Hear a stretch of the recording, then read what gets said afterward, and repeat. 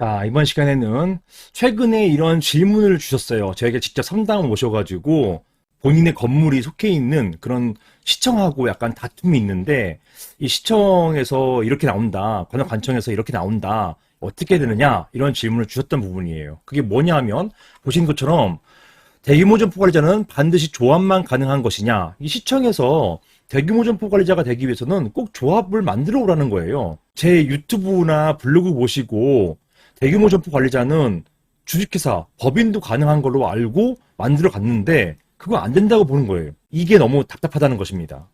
조합만 가능한 것인가? 아니면 주식회사는 불가능한 것인가? 이 질문을 제게 다시 주셨어요. 그 주셨던 질문을 제가 한번 읽어보겠습니다.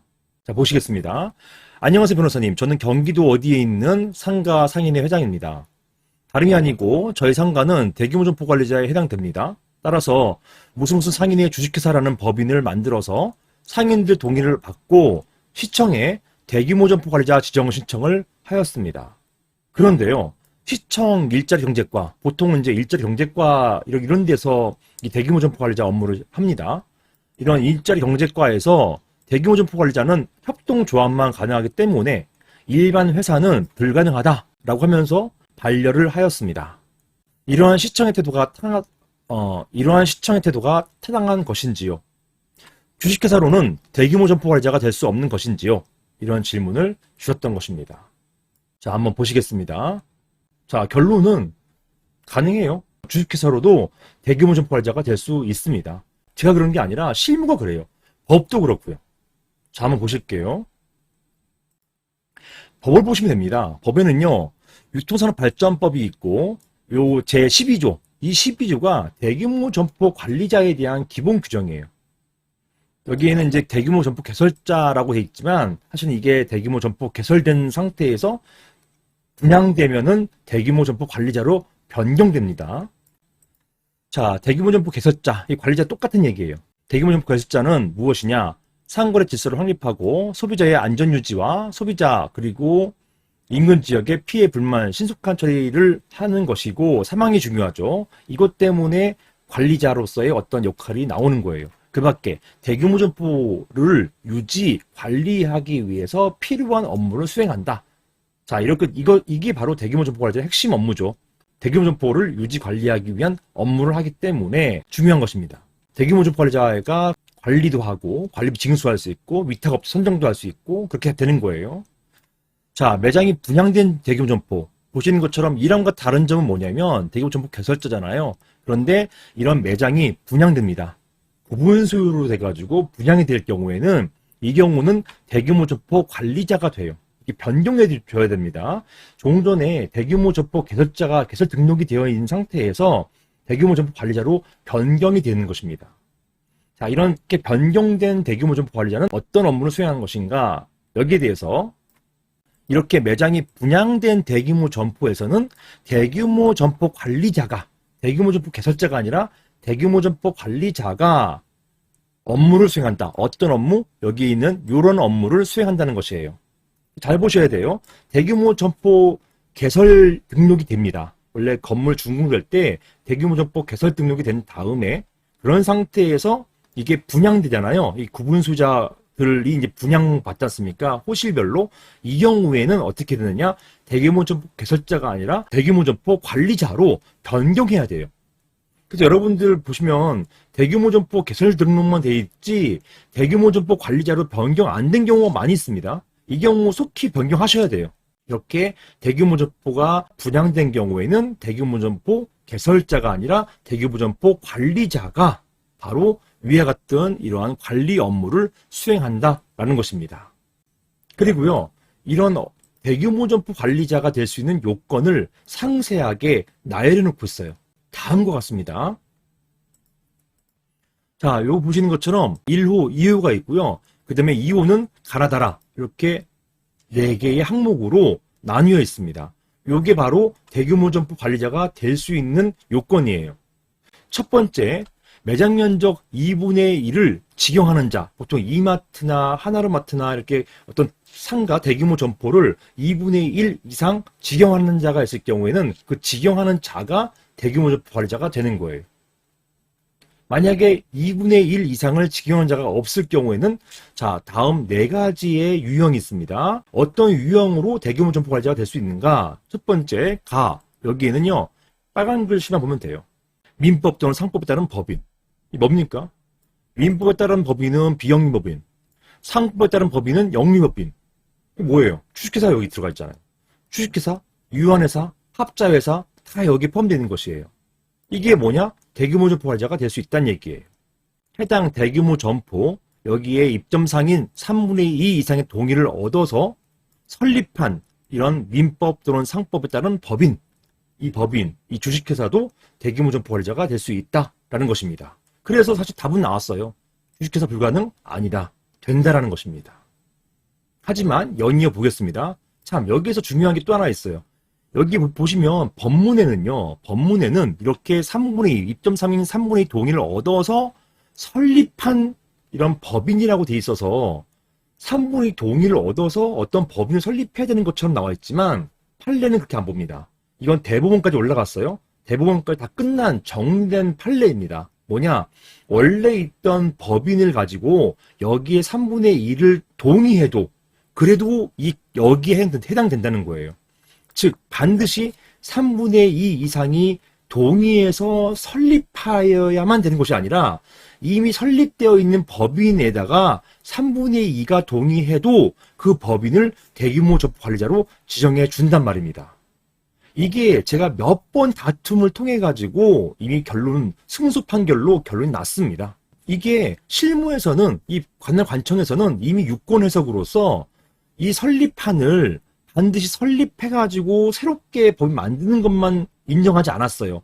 종전에 있던 법인이라 하더라도 개인 회사라 하더라도 여기에 3분의 2 동의만 얹으면 이 경우에는 대규모 점포 관리자로 지정해 줬었습니다. 이걸 반영한 거예요. 이걸 반영해서 판결이 지금 굳어져 있습니다. 정리가 됐어요. 그래서 요지는 3분의 2, 입점상인 3분의 2 동의로 새롭게 설립하는 것뿐만 아니라 종전에 설립돼 있던 법인에다가 3분의 2가 동의한다 하더라도 대규모 점포 관리자로 지정될 수 있다. 이 얘기입니다. 자, 여기 보시는 것처럼 이제 과목에서 민법 또는 상법에 따른 법인, 즉 상법에 따른 법인이니까 주식회사도 된다고 봤어요. 따라서 결론 나온 겁니다. 자, 두 번째 한번 연이해 보시죠. 그 시청은요, 이 나항에 꽂혀 있는 것 같아요. 이유는 모르겠어요. 제가 그게 진실인지는 아직 모르겠어요. 근데 만약에 그 시청 말대로 하면은 이 나항에만 꽂혀 있어가지고 분명히 가목이 있어서 상법에 따른 법인도 되는데 굳이 나목에 따라가지고 중소기업 협동조합법에 따른 협동조합이나 또는 사업조합만 이런 경우, 즉 조합만 대규모 점포 관리자로 지정될 수 있다는 것? 그거는 억지죠. 이 법에는 나항만 있는 게 아니니까요. 그래서 당연히 이 조합도 대규모 점포 관리자로 지정될 수가 있어요. 실제로 제가 자문을 맺고 있는 곳이 있거든요. 지금 잠실에 있는 그런 상가가 있는데 거기가 큰 상가입니다. 거기가 대규모 점포 관리자예요. 거기는 조합으로 되어 있습니다. 조합도 인정될 수 있어요. 하지만 조합만 인정되는 것은 아닌 것이죠. 자, 그리고 다와 라목이 있는데요. 이 다와 라목은 사실은 완결성이 아닙니다. 이렇게 됐다 하더라도 6개월 뒤에 정상적으로 맞춰야 돼요. 자, 무슨 말이냐? 입점상인 3분의 2 이상의 동의로 조직한 자치관리단체. 이거는요, 민법상 법인이 아니에요. 그냥 임의단체입니다. 자치단체, 무슨 상인회, 번영회 이런 거거든요. 이런 상인회, 번영회 이런 것들 입점상인 3분의 2 동의로 조직하면은 괜찮아요. 대규모 점포 관리자로 지정될 수 있어요. 하지만 이 경우에 6개월 이내에 과목 중 나목에 따른 법인, 협동조합, 사업조합 자격을 취득해야 된다라는 것입니다. 자치단체도 되지만 그렇지만 6개월 이내에 과목, 나목 보신 것처럼 과목, 나목 있죠. 과목 여기 보신 것처럼 민법상, 선법상 법인 또는 중소기업 협동조합법에 따른 조합 이 요건을 갖추라는 것입니다. 자치단체는 굉장히 애매하잖아요. 틀이 없잖아요. 그러다 보니까 어떤 큰 대규모 점포를 관리할 수 있는 능력이 부족하다, 떨어진다 이렇게 보는 거예요. 그렇기 때문에 법인이나 조합 형태를 갖추라는 것입니다. 6개월 이내에.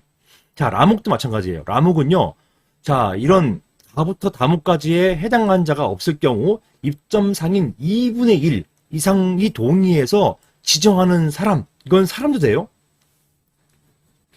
가부터 다목까지는요, 단체예요. 하지만 여기는요, 단체뿐만 아니라 사람도 됩니다. 여긴 자라고 돼 있으니까 사람도 돼요. 사람도 대규모 점포관리자로 지정될 수가 있습니다. 예외적으로. 하지만 이 경우에도 마찬가지로 6개월 이내에 법인 또는 조합, 이걸 설립해야 되는 거예요. 이런 전제가 있습니다. 나는 그대로 대규모 점포관리자로 바로 지정될 수가 있는 것이고, 다하고 라는 일단 지정됩니다. 지정되지만 6개월 이내에 요건을 다시 갖춰야 돼요. 법인이나 조합으로 요건을 갖춰야 됩니다. 이때는요, 다시금 3분의 2 동의를 또 얻어야 돼요. 여기는 애매하게 써 있어요. 하지만 실무상으로는요, 이 경우에 입점 상인 3분의 2 동의를 또 얻게 됩니다. 이런 법인, 협동조합, 이런 법인이나 협동조합이 대규모 점포관리자로 지정되는 데 있어서 동의를 해야 돼요. 그 동의하는 게 뭐냐? 3분의 2 동의입니다. 입점 상인 3분의 2 동의가 필요하다. 이렇게 보시면 되겠어요. 자, 정리해보면 유통산업발전법은 대규모 점포관리자가 될 수 있는 존재로서 민법 또는 상법상의 법인, 주식회사가 포함됩니다. 그리고 중소기업 협동조합법에 따른 협동조합, 사업조합, 이 조합이죠. 이것뿐만 아니라 자치관리단체와 개인을 모두 명시하고 있습니다. 다만 말씀드렸죠. 자치관리단체하고 개인은 6개월 이내에 법인 또는 조합을 설립해야 되는 것이에요. 자, 여기에서 상법상의 법인이 바로 주식회사입니다. 따라서 유통산업발전법상 대규모 점포관리자가 될 수 있는 주체로서 주식회사도 당연히 포함되는 것이죠. 따라서 대규모 점포관리자를 조합만 인정해서, 이게 빠졌네요. 조합.